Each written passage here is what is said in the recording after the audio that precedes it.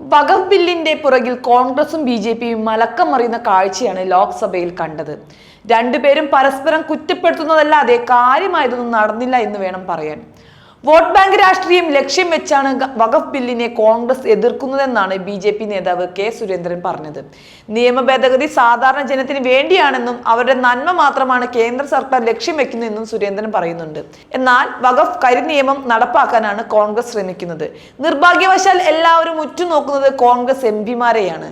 അത് പ്രമേയത്തിന്റെ സത്യസന്ധതയും സുതാര്യതയും നഷ്ടപ്പെടുന്ന ഒന്നാണെന്നും മാത്രമല്ല, ഇതിലെങ്കിലും പ്രതിപക്ഷം രാഷ്ട്രീയം നോക്കാതെ ഒരുമിച്ച് നിന്നാൽ അതിന്റെ ഗുണം ജനങ്ങൾക്ക് മാത്രമാണെന്നും സുരേന്ദ്രൻ പറയുകയുണ്ടായി.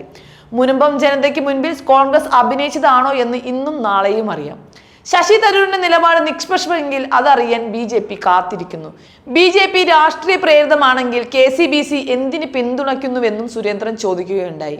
ബി.ജെ.പിയുടെ നിലപാടിന് രാഷ്ട്രീയ ലക്ഷ്യമില്ല, വർഗീയതയൊപ്പം ആര് നിൽക്കുന്നതെന്ന് തിരിച്ചറിയാനുള്ള സമയമാണിത്. പാർലമെന്റിലെ നിയമനിർമ്മാണത്തിന് മാത്രമേ പ്രശ്നം പരിഹരിക്കാൻ കഴിയൂ. നിയമത്തെ എതിർത്താൽ നിങ്ങൾ ഏറ്റവും വലിയ കരിങ്കാളികൾ എന്ന് അറിയപ്പെടുമെന്നും സുരേന്ദ്രൻ വ്യക്തമാക്കുന്നു. അതേസമയം വഖഫ് ബില്ലിനുള്ള പ്രമേയം ലോക്സഭയിൽ അവതരിപ്പിച്ച് കേന്ദ്രമന്ത്രി കിരൺ റിജിജു JPCയിൽ വിശാല ചർച്ച നടന്നുവെന്ന് അദ്ദേഹം വ്യക്തമാക്കി.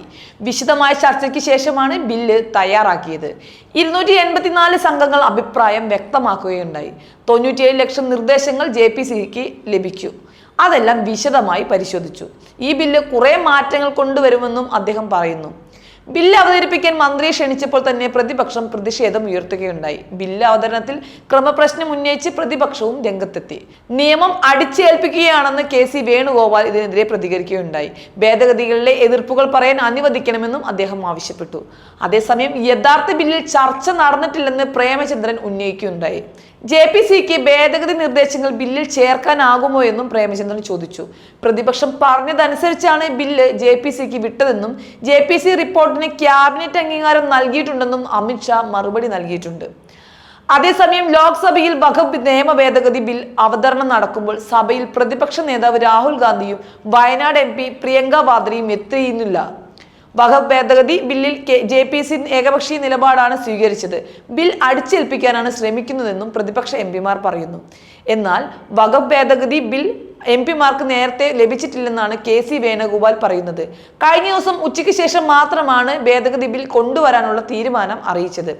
ബില്ല് പരിശോധിക്കാനോ പഠിക്കാനോ ഉള്ള സമയം നൽകിയില്ലെന്ന് പ്രതിപക്ഷം സഭയിൽ കുറ്റപ്പെടുത്തുകയുണ്ടായി.